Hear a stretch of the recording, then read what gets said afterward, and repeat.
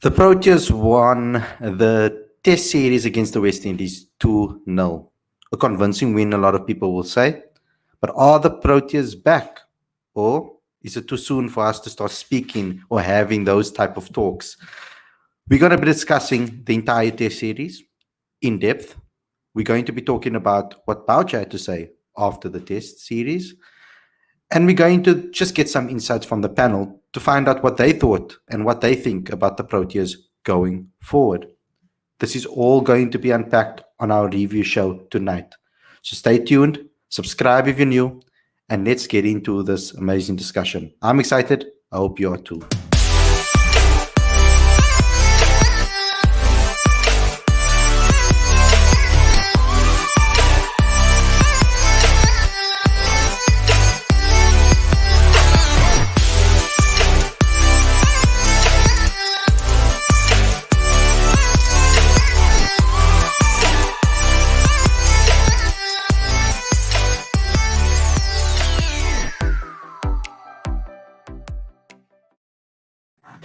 Hey guys, welcome to Cricket Fanatics Magazine. This is your review show. I'm your host, Khalid Mohidin. Excited to talk about the Test series between South Africa and the West Indies. If you guys are new to the channel, please click subscribe, click that notification bell for all future videos. Smash the like button, please, and get sharing so that everybody can get involved with this discussion. We're going to open the lines tonight. So if you guys do want to come have a chat with us and give your insights into the show and what you guys think about the Proteas' performance, I've posted a link. Keep reposting this link for me because I know that you are in the back end. You can also come onto the show if you want to as well to come and have your thoughts, but just repost it and let the people know in the live chat that they can come join the show if they really, really want to. So let's get into it, guys. A massive, massive win from the Proteas' perspective. I think that it was pretty dominant, but of course there are certain things that we can look at and maybe nitpick, etc. But I'm going to start the show by just getting each and every one of your thoughts on the Test series as a whole, and where you think things went right for the Proteas, and maybe where you think we could have been a little bit better. Aditya, let's start with you, then Mpo, and then Seppo. Hi guys, lovely to be here again. It was a comprehensive series victory. There's no doubt about that. And on various days, in various situations, the batting clicked, the bowling clicked. There was a significant improvement in the quality of the fielding as well. So it appears as if a lot of the processes that the coaching staff has been describing over the last few months have reaped some sort of results. And this series win will certainly do the entire team and staff a lot of good. It's going to give them a lot of confidence. In saying that, I think Mark Boucher is cognizant of the fact that they were challenged by an opposition that throughout the series probably put them under pressure maybe 3 times. The first time being when they were 4 down for 128 in the first Test match. The second time being in the first innings of the second Test match. And then when there was that brief collapse with 53 for 6. So Boucher recognizes that they haven't been put under pressure a lot, but then you can only play the opposition that you're playing. So he's going to take the positives out of the game. But in saying that, look, I don't want to sound too impatient. And I'm all for giving players a long rope, a significant rope. But I do think that there is some work to be done with both Keegan Peterson and Kyle Verreynne.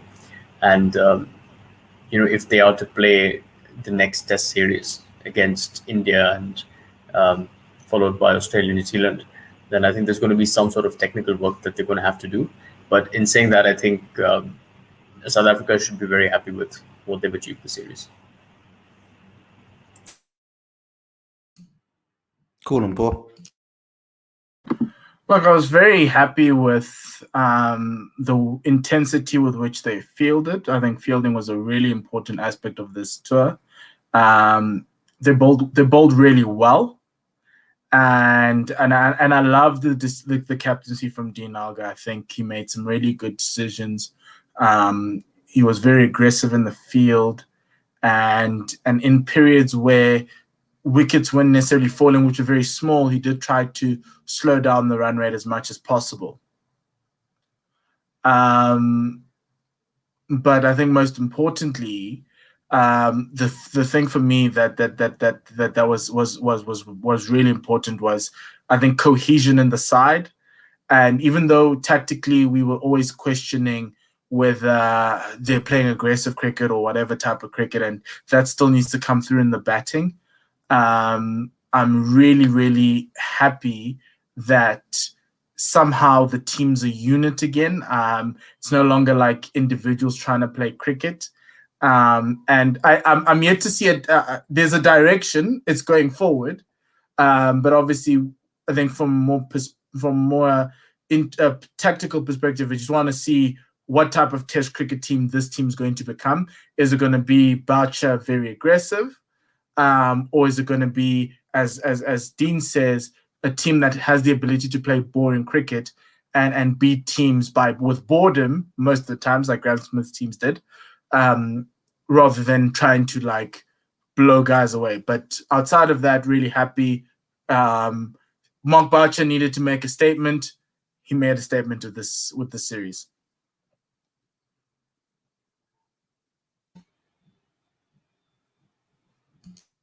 Gosh, sorry.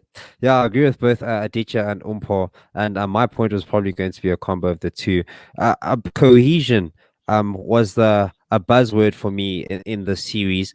Throughout the batting lineup, which left a lot to be desired at times with their collapses, people stood up, which was good. Rassie van der Dussen stood up, Dean Algar stood up, Quinton de Kock stood up, Kagiso Rabada stood up. Great to see. But what we'd like to see is a bit more cohesion. We want more partnerships, especially with the first 3 wickets, longer partnerships there. I think it was Wahid on the Full Quota podcast a while ago was saying that Dean Algar and Aiden Markram can't seem to bat together. And I checked some stats, and half-century partnerships at the top are few and far between. And when they come against Bangladesh, for example, where they absolutely obliterated them, Sri Lanka. But when it comes to times when we're struggling, no partnerships, for example, in India, even though we were pretty down in the dumps there. So that's the main critique I have for the series. Otherwise, bowling was absolutely dominant, bowled as a pack. Even Keshav Maharaj got into the attack there. Everybody got fifers. Everybody except Vian Mulder got a fifer, which says a lot about everybody's ability to stick their hand up, which is absolutely fantastic. It is great to see. And I mean, even Vian Mulder didn't get a fifer. He got like 3 at a time. So it's great that Dean Algar can turn to each of his bowlers to, bring something different to the attack. So that's pretty exciting. And then to top it all off, the fielding was impeccable. I think we said in the first Test match, there was only like 1 drop catch out of 14 chances. South Africa dropped 1. And you could see the fielding that was shown for Keshav's hat trick. It was beautiful. Everyone's fighting for each other again. So as Umpo said, we're moving forward, but against a better team. Yeah, I like to see. I think South Africa backed themselves. So yeah, I like where we're going. Awesome. Now we got our first caller in. We got Dan. He's come on the show before, Dan Kiwi. So welcome to the show, brother. I just want to get yours. And he's wearing a bull shirt. So nice to see the full South African is still in him. Yeah. So just give your thoughts. We're just giving our thoughts on what we thought of the Test series overall. I would just agree with what everyone said. The bowling was impeccable. There's just no other word to describe it. We showed great depth. Algar's decision-making regarding who to bowl when was just excellent. He's really shown a side of Test captaincy that I don't think we expected in him. The fielding was a massive improvement from the first Test. In the first Test, the fielding was already excellent. Quinton was safe hands behind a wicket that was really troubling. I mean, we have to praise his wicket keeping, I think.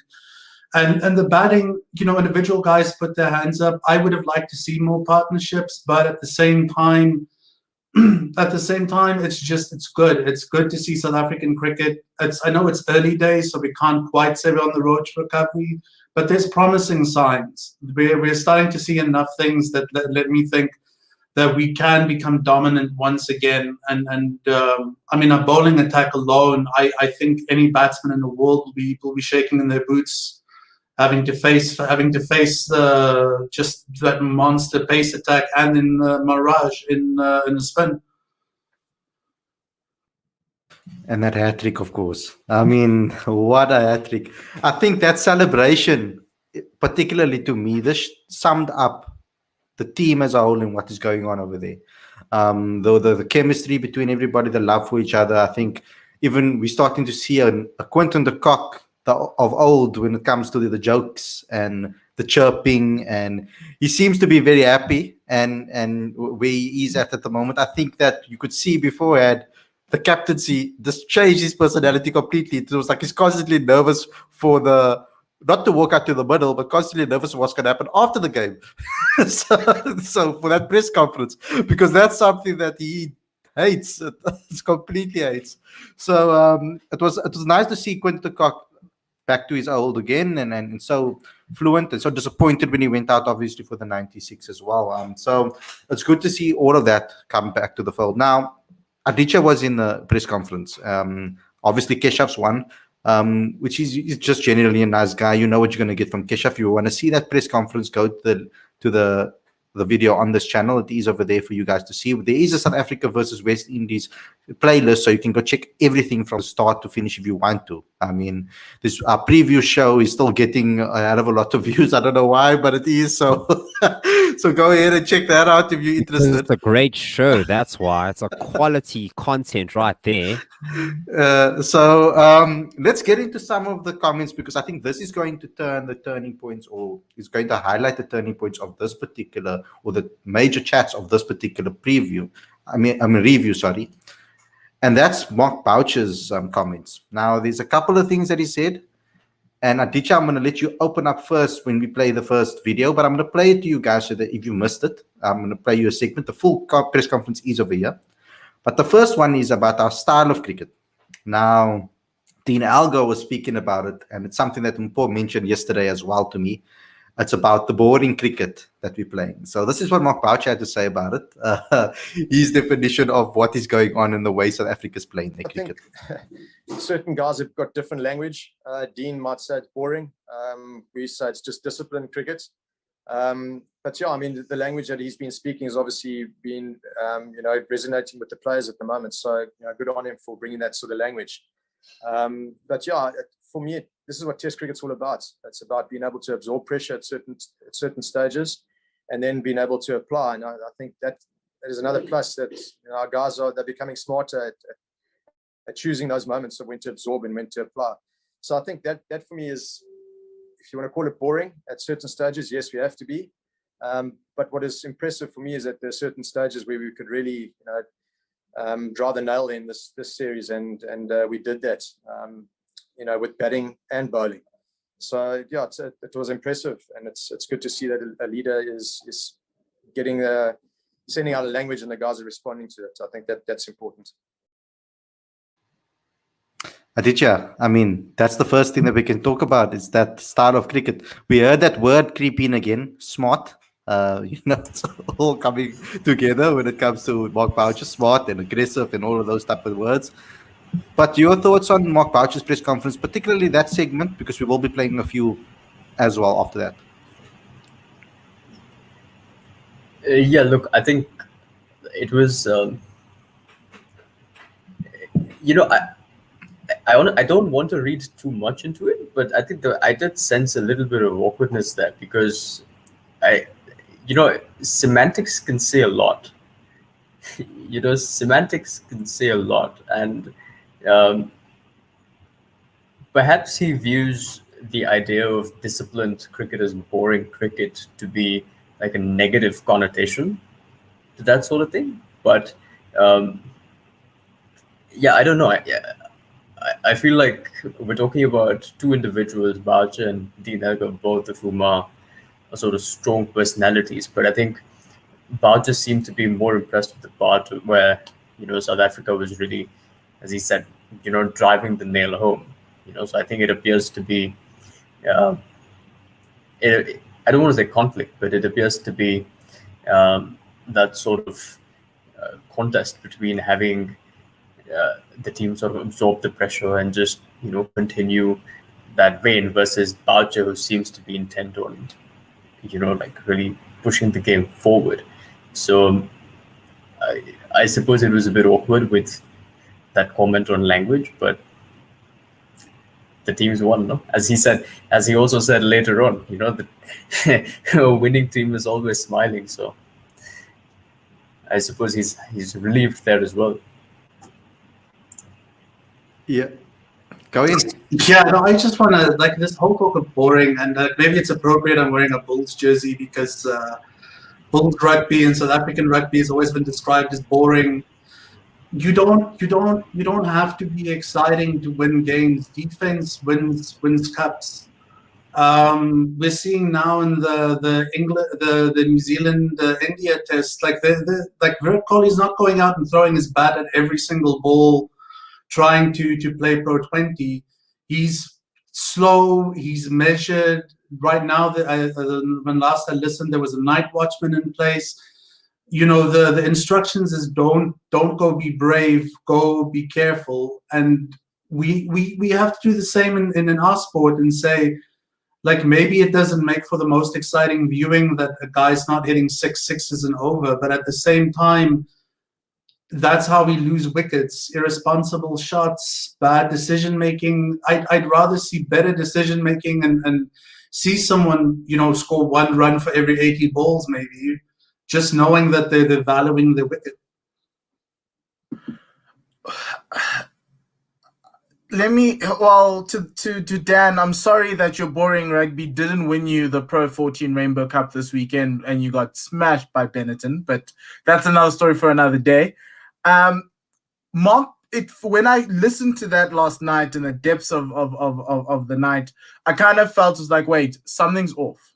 Well, between Dean and Mark, there's a bit of a disagreement, but it feels like the team likes to go with Dean's way of doing things, whereas Mark isn't comfortable with that, which is why he wants to change the wording. Why do you need? It's boring cricket. It's boring cricket. It doesn't matter.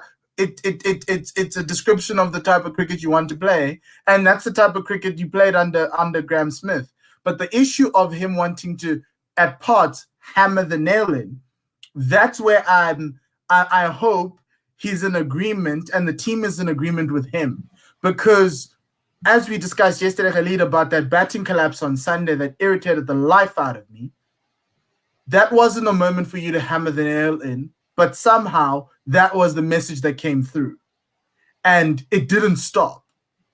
It only stopped when somehow maybe Kagiso came in and him and Rasi kind of went that way. And so for me, the issue is you need to understand that Test cricket's an ebb and flow.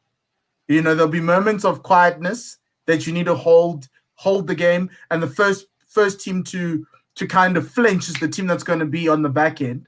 Whereas on the other end, there are moments where you have to drive in, like you have them 3 down, now pressing the nail even further. I understand yesterday you were 150 ahead going into what day was it, day 3? Oh, yeah, it was day 3.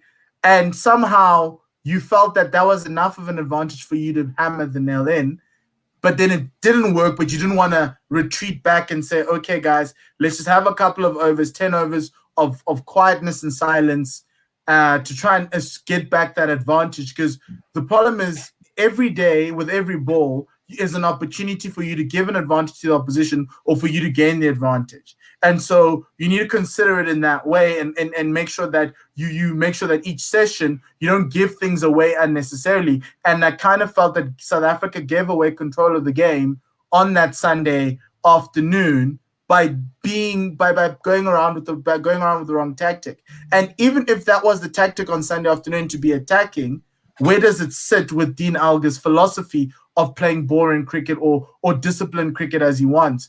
I understand maybe disciplined cricket means being disciplined to the team sheet, but sometimes you need to read the room and make a change. I just hope that there's no disagreement between captain and coach going forward as to the strategy that should be employed. And to a certain extent, I do agree. The moment you cross the white line, the captain rules everything else. However, there's still a massive amount of influence coming from Boucher, and I don't want players confused. I don't want players doing things that the coach wanted but the captain didn't want, or the captain wanted but the coach didn't want, and they get dropped because one of the two big decision makers isn't happy with their performance. So that's where my issue would lie with that comment specifically. Before we bring on our next caller, Seppo, do you want to say anything about this boring cricket? Yeah, I think it was very interesting. At first, I didn't see the tension that you guys initially mentioned, but now that you mention it, yeah, there is a little bit of, I don't know. Let me put it this way. It seems that Mark Boucher has been struggling to articulate his plans, or at least get that smart, aggressive cricket that he's always been talking about. He's been struggling to translate that to the players.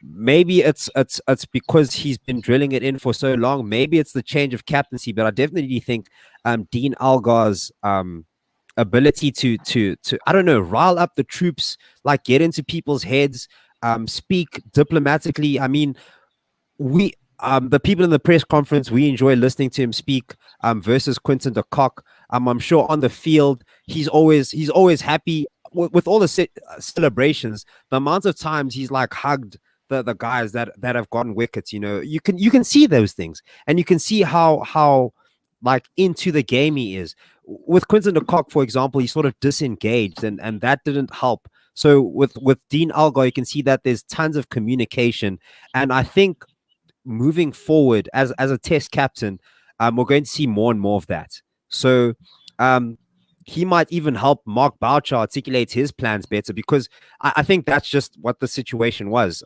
He was better at articulating what Mark Boucher was trying to say to his peers, and boom, people started getting it right. Rusty van der Dussen got it right. Flopped in the first innings, got it right in the second inning. So yeah, I'm very excited for Dean Algar's captaincy. And yeah. Well, our next guest on the show, of course, I don't think he would have mind his team if his team played this successful boring style of cricket. So we got Michelle waiting for us over here. Welcome to the show, brother. Happy that you could have joined us here. Your thoughts on this, on what Boucher had to say about, and Algar had to say about South Africa playing boring cricket. I mean, I don't think you would have mind if the West Indies had that type of patience, or was a little bit boring. Well, good day to all my South African colleagues. I hope you're happy. I hope you're. I hope very, very happy. I hope you're feeling great about that series win.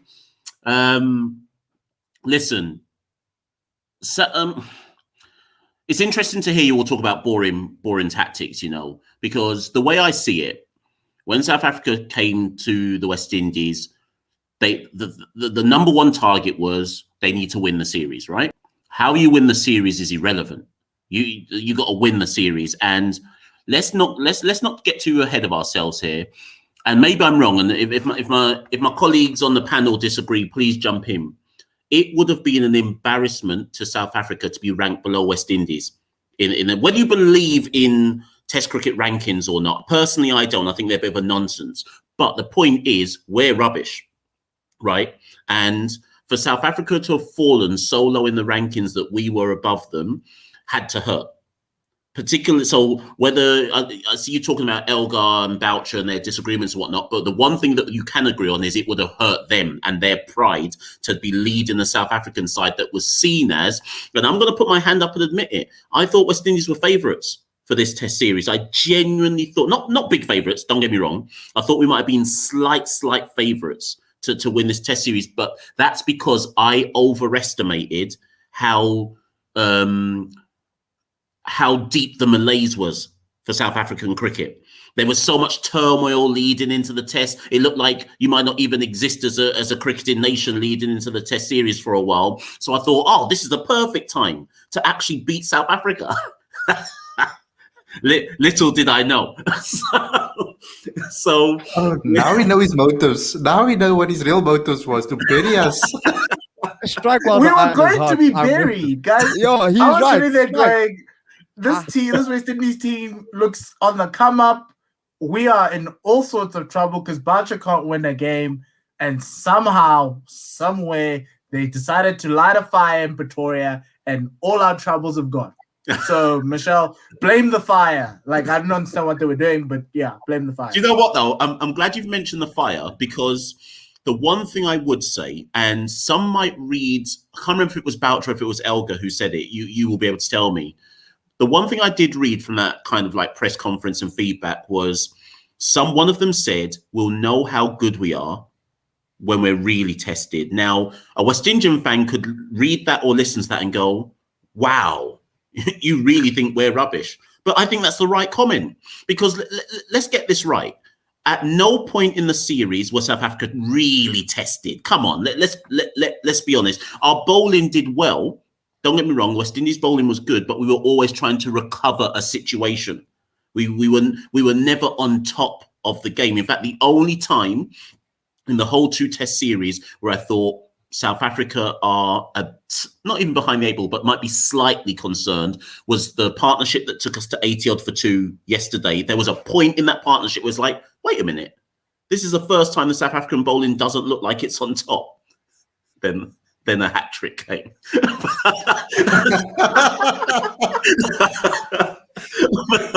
But against a different side, and let's be honest, so let's look West Indies up. So let's go Pakistan, England, New Zealand, India, Australia. If South Africa are serious, and clearly from those comments they are, they will know that a better side isn't batting as poorly as that. And a better side, maybe a better side's not bowling as well as that, because I think we bowled well. I think we actually did bowl well. But against a better side, they're going to need more than an Elgar or a de Kock coming to the party to bail them out. Because there were a few times in the series for South Africa where, if de Kock didn't have the series he did, actually maybe it would have been a slightly bit closer. Do you see what I mean? So there are question marks for South Africa to look at. That, yeah, brilliant win, fantastic win for South Africa, but they're right to not get too ahead of themselves and say, how much did we really learn there? And don't get me, I'm not trying to cover West Indies there. We were awful. We were awful with the bat. But at the same time, let's also give credit to the South African bowling unit, because if New Zealand did that to us, if India did that to us, if England did that to us, I feel like everyone would have gone, well, it's a world-class bowling lineup. So why is it different with South Africa, as if those 3 plus Maharaj as well? And Mulder came to the party when he took his 3 in was it the first time this one? Mm-hmm. So I kind of feel like there's not a lot of nuance in looking at this. It's almost as if to say, no, the West Indies are rubbish and that's that, as opposed to, no, well, come on, this bowling attack is as good as, to me personally, it's as good as, if you're going to put New Zealand up there, why not put South Africa up there? I don't understand. I'm not sure if people are really able to judge this correctly. But I'm keen to hear from all of you about that. Yeah, because the batting doesn't back it up. Yeah. I mean, thank you, Michelle, for the spoiler alert, because we were going to play that segment right now from sorry, I thought you'd done already. So we're going to play that to you quickly. It's only about a couple of seconds so that you guys can fully see, because I think it was quite brave for him to actually come out and say something like this. It's something that Aditya pulled out as one of the first thing he messaged me after the Boucher press conference, because obviously it was embargoed. So he was preparing the piece and he messaged me instantly and he said, Khalid, you're going to be... This is something that Boucher said there that I think was a real big thing. And that's exactly what Michelle was saying. And I'm going to play for you guys next if you haven't watched it yet. You're winning, the team's always going to be smiling. So I think it's a process that, the guys have bought into. As I said, there were some hard conversations that we had before we left, where our state of our cricket, where we are as a unit. And the guys really want to start playing for each other again. And I think we saw that. So, it's how do you sustain that? I think it's important that we carry on with that and understand it is a process. Dean's also said that we want to start moving up the ladder. You can't become the number one team in the world overnight. This is a long process that we've got to keep working on from a skill perspective, from being smarter, from a confidence perspective. I think we started off really well, under his captaincy from a confidence perspective, and the guys, as I showed you, that they ran with it as well. So yeah, it's all been going good at the moment. I'm looking forward to the time where we get put under pressure and see how we respond as a unit, and that's where we can judge where we really are. But it's a great start to his reign. There we go. Now, Aditya, why did that stand out to you so much when you? Well, why was that the first thing that you messaged me when you heard that in the press conference? Because the direct implication of that statement was that South Africa wasn't really put under pressure and that they cruised to a series win. Like I said earlier in the show, that I think South Africa were really put under pressure to a certain degree 3 times in the 2-match series. One was when they were 128 for 4, and it looked like the game could have gone either way at that point, even though it is hard for a team to recover from 97 all out. The second time was in the first innings of the second test match, when the batting collapsed again, and then they needed a bit of a recovery effort. And obviously the third time was when they were 53 for 6. They were put under pressure to a certain degree. It required a little bit of a calm head to steer the ship and take them to some sort of a safe score. So I think Boucher realizes that they weren't put under significant pressure, and perhaps a more experienced team or a more settled team might have driven home the advantage a lot more. They would have sustained that degree of pressure a lot more. We were talking about West Indies bowling, which is undoubtedly it's a quality attack, but the question mark for the West Indies is that how long can they keep that on for? Because they're very good for 1 hour, but then what about the rest? In that second hour, when the conditions don't really provide that assistance, or when the ball gets a bit softer, are they really as effective as they can be? They have the skill to do so, but can they be effective for long periods of time? And similarly with the batting, perhaps a more settled, experienced batting unit may have challenged South Africa's bowling attack a lot more. And therefore, I think Boucher recognizes that there are greater challenges ahead. And the current level of performance needs to improve to be able to match those challenges. So that's why I thought that Boucher didn't want to say these things directly, but he certainly implied that in that one particular statement. Aditya, I tend to agree with you with that. I just kind of felt that Boucher understood where both teams are in world cricket, with the West Indies and South Africa being mid-table sides, and there are 2 teams right now vying for the World Test Championship, and we're not there. And it was a situation of, no, we will all be will be tested once we start playing those teams above us. And I don't think it was an indication of where the West Indies was, but for me, the one big thing that I think even the first clip kind of got to me, and I was thinking about it while Boucher was talking, the second one was, there are moments, as you mentioned, Aditya, those 3 moments, but against better sides, those moments where you are under pressure are a lot more, but also there are moments where you need, and those are the moments where you need to be able to navigate as a team to press or to take advantages, whatever whatever is required in that test match, right? And I think at that point in time, and I think because I think this test series we saw 3 of those, but in other test series there's a lot more. Like I remember in the England test series, I think the morning of Newlands, when you've got an English team that's just finished through an illness, they're arriving at Newlands 1-0 down, and you need to press on the advantage. At times, South Africa did not do that, and they just kind of whittled away and kind of gave that advantage away. And to a certain extent, I'm intrigued to see how they want to go about going forward, because a lot of teams around the world want to get themselves into a position where they can't lose the game. And getting South Africa there from a batting perspective is one of the most important things in this game, because your bowlers can always do much, but if your batsmen don't come into the pot, it's a bit of a situation. And as you mentioned, 53 for 6 is not a situation where you are putting yourself in a position where you're going to lose a game, even though you had a 150-run lead coming into the second innings. And I don't know how he's going to do it. Maybe it's allowing this team to grow, but to a certain extent, against better sides, if you're 53 for 6 and you've already had a 150 lead, you automatically lose that advantage. And I think that's where the parts where he's not happy. I'm certainly not happy, because I don't want to give away things when I've already gained so much going through the test match. And that's where this team struggles. It's in those small moments where you need to be able to press on the advantage, but you don't, because you make an error or you go about it in the wrong way.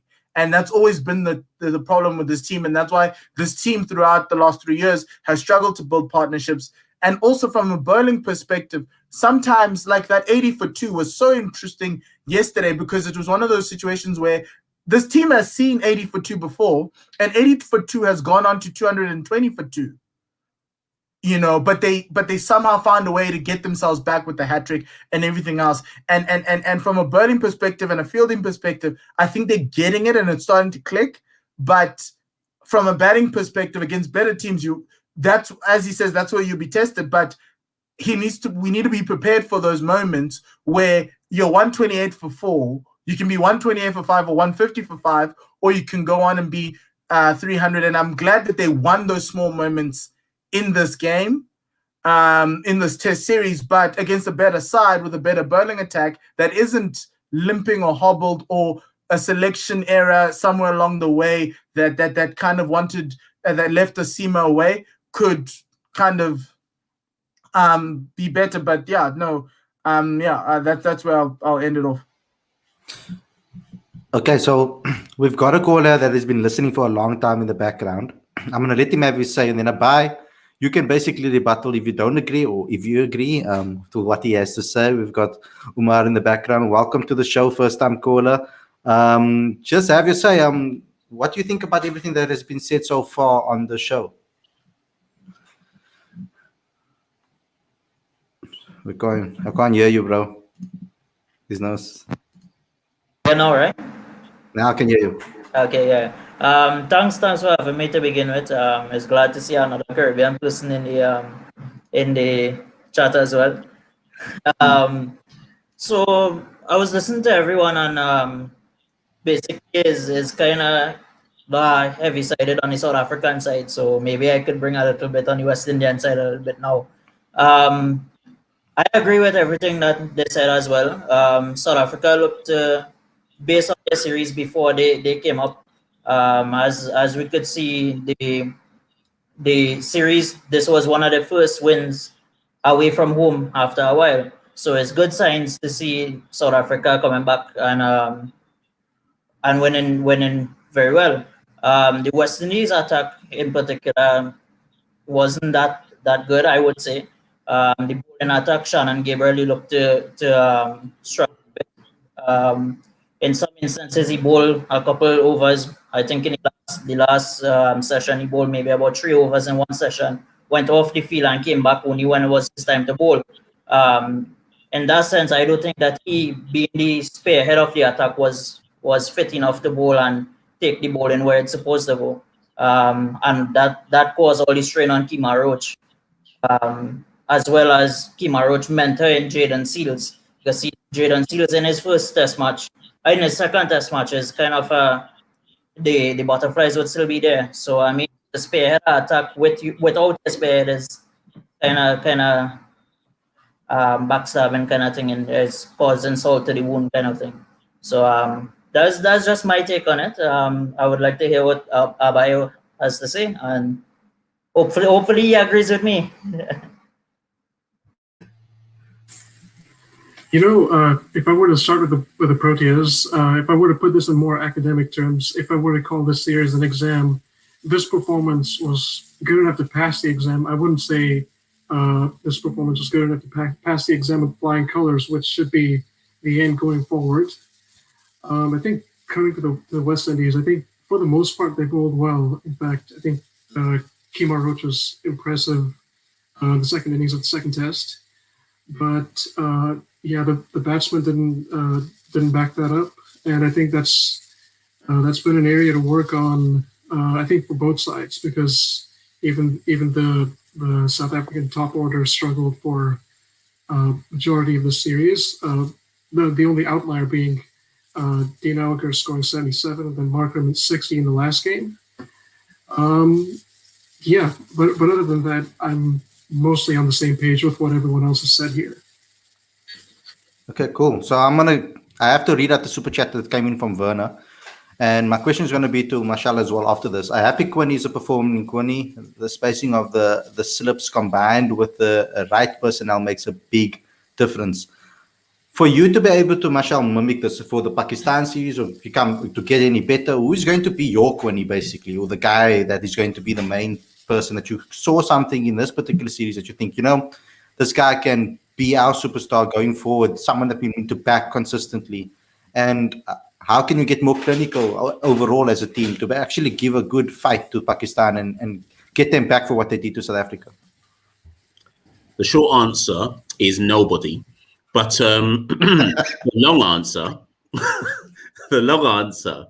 is, listen, to be honest, and we were tweeting about it from our handle earlier today. We have since COVID, we've played England, New Zealand, South Africa, right? I put them in they're in the top five in terms of bowling attacks. Against those those three sides, we've batted 14 innings. 9 of those 14 innings, we've made under 200 runs. That tells you everything, okay? England and New Zealand was away, South Africa in our own conditions on one of the bouncier tracks in the Caribbean. So the reason why I started off by saying there is no Quinny for us is it's a systemic issue that has to be sorted out. I can't point to you to one batsman and say, build the side around him, because clearly they all have a problem with really high quality, proper test match fast bowling. And this is where you have to get into the understandings about the West Indies as a region. Not every pitch in the Caribbean is the same. So you go to a Guyana, for example, it's going to be low and slow and spinning, which incidentally, I hasten to add, by the way, these test matches were originally scheduled for Trinidad. And I do not believe the test would have gone this way if it had been in Trinidad, which favors spin more than it favors pace. And so we do have to also remember that COVID moved this to St. Lucia at the last minute, which played into South Africa's hands. That's not an excuse. To me, that's just facts. Okay. But anyway. We took 4 spinners. Yeah, exactly. Anticipating that it was going to go to Trinidad. Exactly. Anyway, so the point being, with the Caribbean, how it plays in St. Lucia is different to how it plays in Guyana, which is different to how it plays in Jamaica, and so on and so forth. Until we develop a system in the Caribbean where Cricket West Indies forces regional boards to adopt a strategy which develops West Indian batsmen, how do we improve? And remember, because of COVID, it's not like there's a lot of A-team cricket going on. So we can't take an A-team, send them to South Africa and say, go play South Africa A on some bouncy tracks out there and go develop some technique. We can't do it. COVID doesn't allow it. We don't have a first-class domestic system. So we're not going to play any cricket between now. As I'm saying that, I'm getting depressed. We're not going to play any cricket now between losing to South Africa and Pakistan turning up. So there is no immediate improvement. If we're going to be realistic, there is no immediate improvement. And this same squad of 17 that was selected to play South Africa, it's likely to 90% of them are likely to be the same. And that's because the only thing we'll have between now and Pakistan is an intra-squad warm-up game, where if you score one big score, you're going to get into the team like Kieran Powell did. He made 96 and suddenly he's back in the West Indies team, and that's not good preparation. So don't get me wrong. I still return and say, oh, I'm disappointed that we lost so badly to South Africa, but also when you put like the context around it, kind of makes a bit of sense why it happened. But to actually finally answer your question before I jump out of here, the batsman I'd like us to build around, and this causes huge consternation. This name causes huge consternation in the Caribbean. I would personally want it to be Darren Bravo. Whenever I mention his name, I get loads of people saying he's done, his time is done. So I'll just quickly give my Darren Bravo shout out. Darren Bravo is the only batsman in the Caribbean to consistently have made runs away from the Caribbean, which is more difficult to do, I hasten to add. He is probably our last proven international test batsman who, and when I say that, I mean made big runs, had a good average, and showed he could do it. For whatever reason, obviously, if you know his story, you know his story, and he's out the side at the moment, but on the kind of cusp of it all. So if I had to pick someone, it would be him, and I'd try and build the side around him and give him a long run in the side. And I'll just end by saying, when I spoke to Darren Bravo about maybe 6 months back, he made a very good point. And I don't know if this correlates to South Africa and South Africa's decline from their heights. I said to Darren, why has the team declined in Test cricket in terms of batting? And the thing that Darren said to me was, he said, when he made the team, there was still Shiv in the dressing room. There was still Chris Gale in the dressing room. There was still Ramnaresh Sarwan in the dressing room. So when you floundered, you could turn to international experience that averaged over 40, that had been there, done it in every single condition. The problem for West Indian batsmen now who get into the team, who's the Shiv?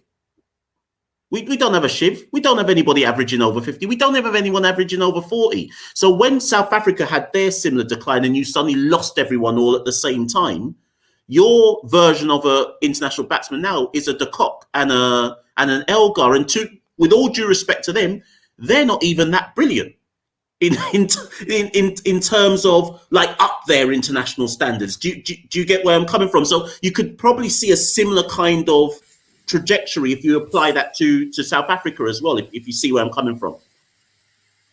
Yeah, and I thought we had it bad, but in Usher's words, you got it bad. So I don't know what we're going to be doing over here on this side. We were worried over here about us and about our domestic season and about our domestic cricket, etc. You don't have any. That is of a quality. That's a problem. That's obviously going to be a problem. Ba, you wanted to throw something in there? Okay, I've got a couple of things to mention. So first thing is, just because the average is a little bit less than 40, I just want to quickly point out and say that stats don't always present the bigger picture. In fact, if you look at Dean Elgar and Quinton de Kock, they played big knocks when it's been when the situation was critical. But yeah, I think those averages could improve. I think a couple of years ago, I think Dean Elgar said that he wanted his average to be on the right side of 40, which is very doable. But now coming to what Michelle said about the Windies batting, like there's no Quinny. Well, I tend to disagree a little bit there, and I have a question for Umar here. I think Nicholas Puran has the potential to make a good Test cricketer. I'm curious to see what Umar will say about that. Yeah, before you answer, Umar, I just want to say bye to Michelle. Thanks a lot for coming on the show. And guys, just go follow Carib Cricket as well on Twitter and Instagram and all the social media platforms. Thanks a lot. We'll get you on the show again in the future just to talk about random cricket things, maybe.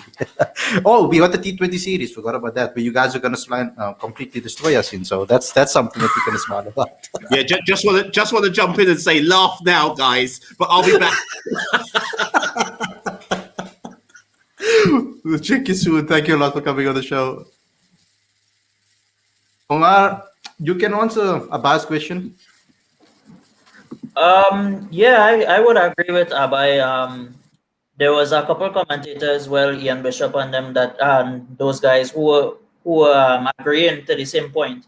But not only Nicholas Puran, but as you can see in the test lineup, there's a opener to be filled, and some people will say maybe Evan Lewis could have joined Craig Brathwaite on the top.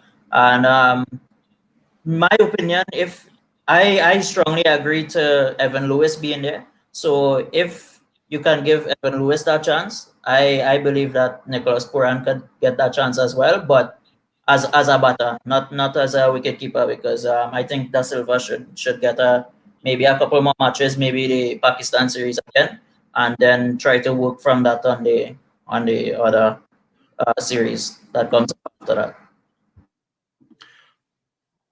But I think Tip and I were on a podcast earlier on with Roland Butcher, and you can check it out if you follow me. And he spoke about Nicholas Pooran, and we asked him about it, and he mentioned that there's a lot of these guys who are young but are not playing first-class cricket. They're refusing not to play first-class cricket and wanting to play T20s and ODIs. And as you obviously mentioned, Evan Lewis's name, Evan Lewis is a T20 mercenary. He plays T20s around the world, and so Roland felt that, like Jaden Seals, there needs to be a lot more first-class cricket for these guys under the belt. In the Caribbean, obviously we understand COVID and everything else, and they haven't played first-class cricket in a while. But there has to be, and this was the age-old fight with the guys like Chris Gayle and all those guys, West Indies cricket wanting them to play first-class cricket, but them wanting to not, because obviously clashes with T20s. And I think that's where Nicholas Pooran finds himself in all of this. Great batsman. Evan Lewis, also a very good batsman. But I think that's where the issue lies with Cricket West Indies, that there are guys who are playing for red ball cricket, but you want to go and fetch Nicholas Pooran, who has refused to play red ball cricket in the Caribbean. And I think that's where the issue lies with Nicholas Pooran and his seemingly non-selection for the test team. Well, I'm just going to throw a little bit of controversy into this here now, where locally into the board, the Trinidad and Tobago board, there were a bit of a rift in here where just fast forwarding a little bit, there was Pollard. He was on an interview with Sportsmax, and one of the questions that was asked to him was, why is Sunil Narine not in the T20 squad for the West Indies? And one of the things that he said was Sunil Narine did not get the support from the board when he had the allegations of the chucking and all these things. He didn't have this support, so now he doesn't want to support the board. And if you look at it now, locally in the Trinidad and Tobago Cricket Board, there's the similar attitude where the term here that we use locally is friends picking friends. So basically, you're not getting picked on merit, but you're getting picked more on I know you. So if I know Abai gets a free pick into this. And that's Sound familiar, guys? No, I'm joking.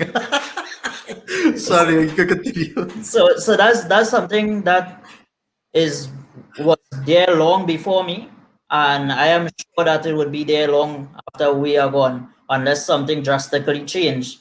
And that's the only way I would see the cricket changing forward, because there was certain guys, even Evan Lewis, he outright said he's not playing any local cricket for the regional cricket because of the fact that it's a fight down basically. Dinesh Ramlin was another one that there was an article released locally saying that he had a rift with the coach at that time because he wanted to be on the 11 and the coach said no, the younger guys should get a pick. And because of that, he was angry at the coach and made a big problem out of it. So again, you see where the seniority, the favoritism, everything comes into place, and guys are getting turned away and saying, no, I am making my money, I'm making my bread in the T20 leagues. I am providing for my family, so I might as well. My dollar is there, so I might as well get it there because I'm not sure what would happen locally. And as we could see, the regional 4-day tournament here was cancelled for the last year, so nobody had a point to prove. Okay, guys. So I'm just going to say thank you to Omar for coming on the show. Thanks a lot for coming on the show for this particular. We needed some West Indies angles as well. It's a pity that we couldn't get Ravi on the show as well because he's also a massive. He's torn between the West Indies and the Proteas currently. But we'd love to get you on more shows in the future. Please come on our T20 reviews and previews if you have the opportunity. I'll tell Abai to obviously put you in touch with us, and you can share my number with him, Abai, if you want to, and then we can just. Have a chat. And you can come and join the show, please. Thanks a lot. Oh, I've got a question before. Okay, so I actually had a question for everybody here. It would just be cool to hear everyone's opinion since we're talking about batting and since the top order batting for both sides has been struggling. So whenever a completely new batsman makes his test debut, how many games or how many innings does it take for anyone here to say he isn't good enough for international cricket or he is good enough for international cricket? Anyone can go first. Okay, so I'll go first, and then we can go around the screen, Aditya, in the order. I think that it depends on a lot of factors, not just only how many games. You can't just put a certain amount of games on it and just say, 5 games, 6 games. It depends what those players do in those games and the way they look and what type of errors they need to iron out the games or how they get exposed in international cricket. There might be some people that you will maybe see in their technique that it's something that they're going to have to actually work on for at least a year or so, or to take out of their game to be able to play the game. For example, I'll give Carl as an example. I'll use that as an example because I've seen him personally and I know him personally. So when I looked at Carl, the way he played, the type of cricket that he needed to play for this particular game was not necessarily how he would love to play his cricket or how he's used to playing his cricket. But yet he successfully, after one failure, came back and he put on quite a gritty 27, which is something that is not actually used. And you can see he has the technique for that. But it's a mental thing that got him out because it's something that it's an instinct of him to want to attack that actually got him out in the first innings and in the second innings. So that's something that is easy to iron out of your game.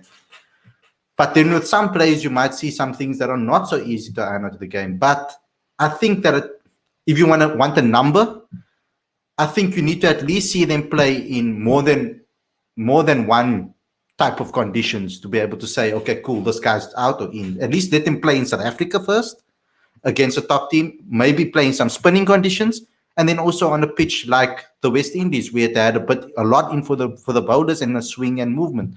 So I think you need to see them in different type of conditions before you just say, hey, no, let's get out of here. So yeah, that's just my thoughts on that. Aditya? Okay, it's a great question, and I'll give you Virendra Sehwag's view on it because he says that each player should get 4 test matches, 8 innings to be able to prove his or her worth in test cricket.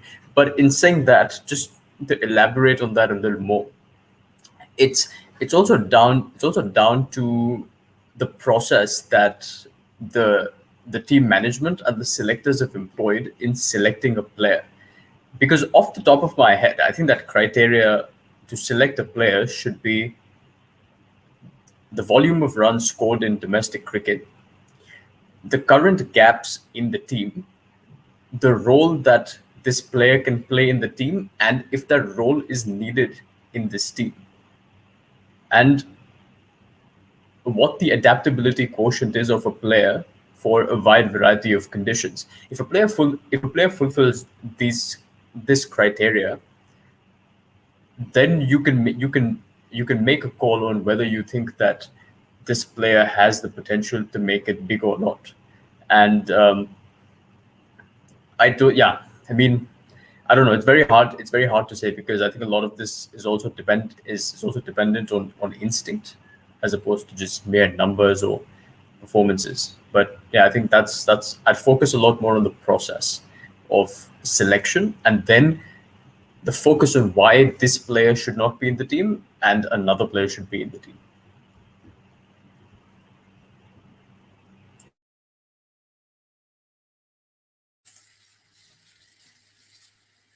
Okay. Yeah, it's a tough question to answer, but I mean, Aditya, you basically hit the nail on the head, or at least where I was going for. I was going for two different series. Um, if it's a three-match series, then let them play that series, and let them play another series. But I think, in terms of integrating players into the setup, a lot of things have to be considered. As you said, where they fit in the team, number one is the main thing. Because I mean, as much as we want Carl Verena to come in, the gap isn't as far at 5. Temba Bavuma's there; he's our main guy. So the gap is at 3. So then Keegan Peterson then gets his chance before Carl Verena. So yeah, it's all about the team setup and how that works. And look, it also depends on how you go out. If you're struggling to read the situation, if you're falling with the same mistakes and people are targeting you, and you're leaking runs and you're not, or you're leaking wickets and you're not getting runs, then it becomes problematic. Like, yeah, I think there should also be putting people in and out should also be a thing. You come in for a while, and then if you're not showing, then you can have some time with the domestic setup and then be able to come back into the fold. So people shouldn't just like be turned away. I think that should also be a thing. There was tons of talent that was turned away and went overseas. So yeah, I think we need to be smart with that and use I don't know, all the resources, all the opportunities we can. I think there's a lot to be said. Well, not Colpax anymore, but yeah, like people traveling and then coming back. There's a lot to be said for that. That could really help the team out. So yeah. I think the answer, or statistically, I think the answer should be about 6 games. That's 2 test series. Well, South Africa play 3 test series, so that's what I'm basing it on. That should give you enough time to try and eke out runs without a lot of pressure. It's about 12 innings. That's enough for you to be able to, for everyone to see and what they need to see. But Aditya's comments on the reason why the person was picked, the selection criteria, what the need the person is filling is there for, all need to be factored in, because obviously you won't, unless if you're a superstar, you'll hit the ground running, score runs like Devon Conway has, and yeah, there's no questions. But Kyle and Keegan have proven themselves in domestic cricket. Kyle, over this short amount of time, has amassed 3,000 test runs at an average of 56, which is ridiculous in itself, and should be given an opportunity. And it reminds me of the guys like the Ingrams, the guys who went overseas, who couldn't get a shoe in that Carl Smith, Amla era, AB de Villiers era, because there were guys already in there who were already established. And I think that's where the problem lies. But I do think 6 is enough for you to be able to see what it is. And then you can send guys back if they need to. And if they're with notes, you need to send people back with information as to what they need to fix. And then they can come back. I do believe in an extended squad. But I don't believe in an extended squad the same way Tepo does. I don't want bringing people in and out because it creates fear. There's only 11 spots in a test side, and you don't want to give it up just because you want to give someone else an opportunity. That happened to Ashwell Prince with an injury, and he never saw his test spot back. And I think that's very unfair. You're literally taking food out of someone's mouth. So I'm more accustomed to, if there's a drop in form, or there's a massive like an injury for you for years to come, then you can do the movements. But yeah, I think that's the way you need to look at it. I think it's more nuanced, because obviously it's depending on the role and where you're batting. Like, I'm tending to give an opener a little bit more time because of the nature of where they're batting, or even a number 3. Like some middle order guys, you will see from the get-go that no, they're not cut out for it. And then others, you'll give them a lot more time depending on also who's behind them. If there's no, like for instance, the West Indies has a top 6 that average mid-30s. There's no one behind them knocking on the door. So they've got nowhere to go. So you're going to have to give guys more opportunities. Even if they are failing, you're just going to have to struggle with the guy. They're struggling with Shai Hope right now. And it's sad, but there's no one else. For me, the best example of this is Hash, who's probably one of the best batsmen to play for the Proteas. In his first 6 innings, he averaged, based on the stats I pulled up, about 49 runs. Took notes, went back to provincial cricket, went to county cricket, played his heart out. 2006, he had 11 innings where he averaged, his high score was 149 and he scored about 320 runs. That shows you that as long as the player is willing to accept feedback, as long as we have the analysis that tells batsmen, you know what, you're a little bit rough against spin, or gosh, you as soon as they bowl it just outside of leg, you just lose your mind. Fix that. That's the most important thing, more so than saying, okay, it's been 6 games, you haven't really performed. I think you should get on your bike. Rather, like Khalid also said, look at the reason why someone's faltering, because sometimes you're going to lose your wicket because the bowler is just that good. It's not your mistake. Like Shane Warne didn't bowl out so many guys because they made mistakes. He bowled them out because they couldn't read it.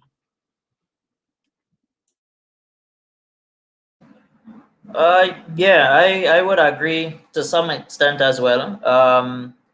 Because of the fact that when everyone was given their opinion, one name that came to mind immediately, especially when Aditya was talking, was Devon Smith for the West Indies. He time and time again he went into the West Indies setup, failed, came back into the regional setup, became some sort of regional bully, amassed runs, came back on top as the most run scorer, and then went back into the West Indies setup and failed again.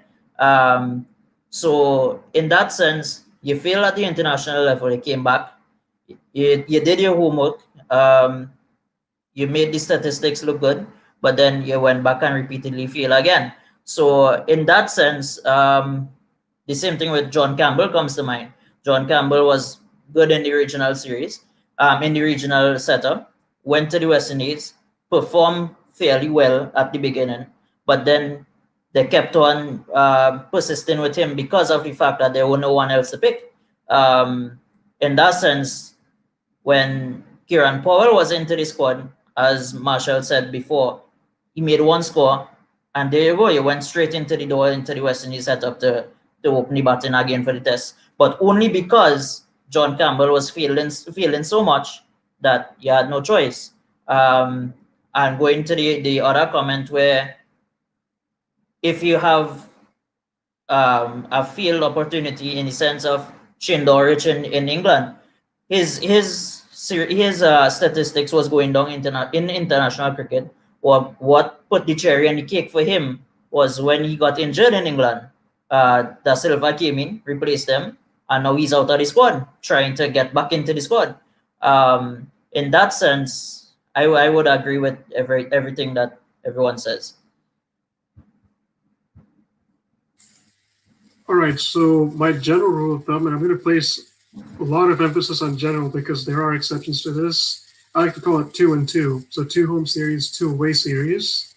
So on some occasions, you may see that the player doesn't seem to be good enough early on, and in some cases, the player may start off well, but then the form may start to taper off later on.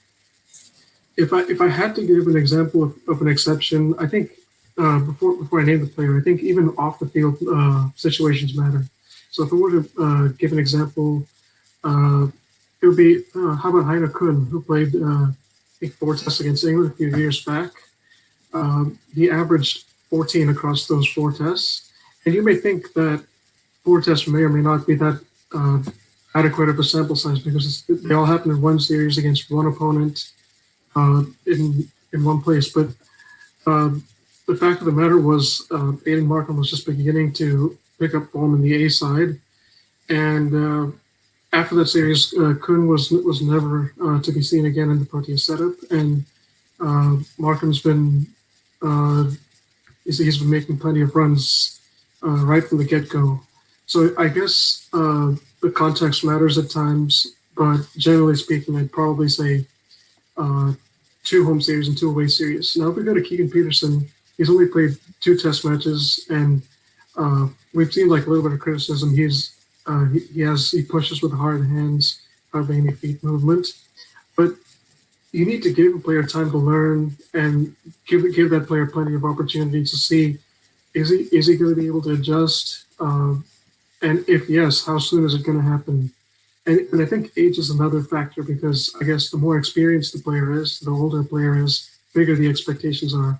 So I guess that's a what. But yeah, I think the age thing was a big issue with regards to Heine Kun. So I think that's where I can leave it at. I have a comment on Kun, but thank you very much, Pavesh. But were we expecting for Heine Kun to travel further? Because at that time, we had already tried Stephen Cook, and he wasn't cutting it. After the New Zealand series, we dropped him, and Heine Kun was there, yes. But obviously, you've got that looming guy, Aiden Markram. Would you have preferred us to persist with Heine Kun, even though we knew that Aiden was a much better player and a much better prospect? I mean, see, it was worth giving him a chance. Like he's had multiple successful domestic seasons to earn a spot. You know, some may tend to think that the phrase "domestic bully" is criticism, but it really isn't. All that it means is that players are way too good for domestic level. And I understand that, and I know Heine Kun's numbers, and I kind of feel as though he was the last of the group. Like Stephen Cook was one of them, Andrew Peter Malan was one of them when he started over 4 years ago, who were missed out because those opener slots were always closed. And it felt as though with Heine Kun that he was just there to we couldn't expose Aiden to England, but we could expose Heine Kun to England, and then in the following series, Aiden was going to open. You just needed an experienced domestic guy, and you're giving him a cap to kind of get through, knowing that you've got this youngster who's coming up. To me, I hope they spoke to him like that, but it does feel a bit unfair. But he knew, Stephen Cook also knew that he was only holding the job up until this kid came up to open. So I think that's where we just need to be a little bit more nuanced about it, because it's not about giving people a number of opportunities. It's also about the quality of the opportunity. And to a certain extent, for older players, you want to give them, they deserve less time. Younger players may deserve a little bit more time because they're younger. So I'd rather you give Aiden 2 home tests, 2 away tests to play, and maybe even Keegan Peterson 2 home and 2 away, but I do think it's a little bit longer. But for a guy who's established, a guy like Rassie van der Dussen doesn't need 2 home, 2 away tests. If Rassie doesn't cut it after 5 tests, you need to look for another replacement, because by the time he joined in the side, he was already 29 years old. So I think we just need to be very nuanced about the type of players, and I'm more inclined to giving older players less time than younger players. And Heine Kun was just unlucky, guys. He just was in the wrong time. The bus had left him. He was just climbing on the late bus to help plaster a knee because Stephen Cook was looking as old as he was, and that was it. Similarly to Peter Malan coming in at Newlands against England. Yes. So, okay, Abba, you want to share your screen? Choose the callback route, right? Who Kun? Yeah, that's right. Yes, after that he did. Heine Cook went callback, yeah. Yes, yeah. Yeah, so just something real quick I wanted to show. So if we see here 1, 9, 34, 8, 15, 11, 24, 11. Now, if there was like 1, maybe 2 50-plus scores in there, I'd probably say maybe give him like 2 or 3 more chances to see if he can do something even more noteworthy. But as Impo said, it was just unfortunate. He was in the wrong place, picked sort of at the wrong interval. But yeah, that's what I wanted to share. Yeah, and Polo, if you want to hit us up, we just gave you free airtime. You can hit us up for a quick advertisement over there. That we just gave you free airtime.